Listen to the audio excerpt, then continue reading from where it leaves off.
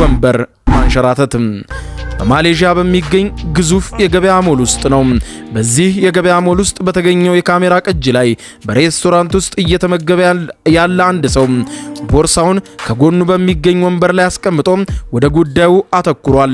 ታዲያም ከዚህ ሰው ጀርባ ተቀምጠው የነበሩ ሁለት ወጣቶች ቦርሳውን ካለምንም ኮሽታ መውሰድ የቻሉ ሲሆን ከጀርባው የተቀመጠው ወጣት ቦርሳው የተቀመጠበትን ወንበር በእግሩ ጠልፎ በዝግታ ከሳበው በኋላ አንስቶ ለመውጣት ችሏል። በቪዲዮ ቅጂ ላይ በግልጽ ተቀምጧል።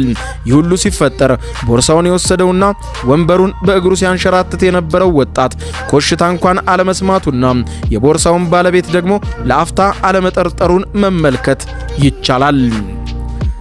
አምስተኛም የስካርፑ ስርቆት።